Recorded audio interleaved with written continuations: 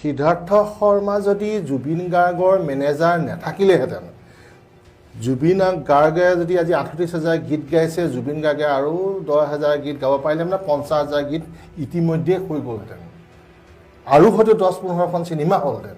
এই সিদ্ধাৰ্থ মেনেজাৰটো আহিলে তেতিয়া প্ৰায় জুবিনৰ ফোনটো অফ থাকে, এতিয়া মেছেজত কথা পতা চলে। তাৰপিছতে ফোনটো সি ধৰি ক'ব, এই দাদা শুই আছে, আপুনি সাৰ পালে মই মানে খবৰটো দি দিম। তাৰপিছত সি আৰু খবৰ নিদিয়ে। জুবিন গাৰ্গৰ কোনো সকলোৱে জানে জিপে নাই, জিপে বোলা বস্তুটো নায়েই। তেওঁ পইচা কোনে লয়, শেহতীয়াকৈ আপোনাৰ তেওঁলোকৰ GPSও থাকে, এজন বৰা আৰু বৈশ্য, এই দুজনৰ ভিতৰত কোনোবা এজনক জিপে মাৰিবলৈ কয়, আকৌ পিছত আৰু কেছ উলিয়াই পেলাই তাক দিয়ে। কিন্তু এতিয়া গম পাইছোঁ 5 বছৰৰ পইচাৰ কোনো হিচাপেই দিয়া নাই বোলে সি। কেনেকুৱা ধৰণৰ কথা কৈ আছে। এটা কণ্ঠ শেষ কৰিলে, এটা জাতিদ্ৰোহী কুলাংগাৰ বুলি মই কৈছোঁ আপোনালোকৰ চেনেলত, এটা কুলাংগাৰ। তাৰ সি ৰাজস্থানৰ মানুহ, সি আমাৰ ইম'শ্যন বা সেইটো অনুভৱটো কেনেকৈ বুজিব। আচুৰ্যৰ ওচৰলৈ গ'ল, গৈ পেলাই লাষ্ট ৰঙালী উৎসৱৰ কথা কিবা প্ৰগ্ৰেমৰ কাৰণে বোলে, সেই আচুৰ্য তুমি যাব লাগিব দেই বোলে, জুবিন দা সেই তাক নালাগে বোলে, ই মদ পানী খাই বৰ অসভ্যালি কৰে, তাক বাদ দিয়াচোন, তুমি এইবাৰ থাকিব লাগিব।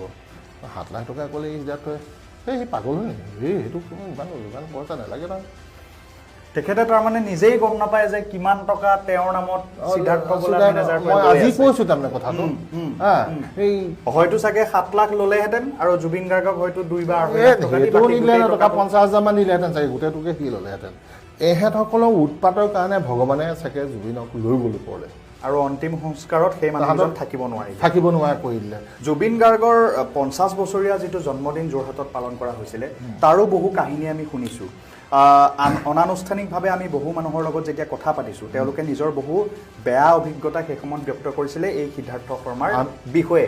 কি হৈছিলে, আপুনি তাত আছিলে আৰু আপুনি গোটেই কথাখিনি দেখিছিলে। Justice for Zubeen.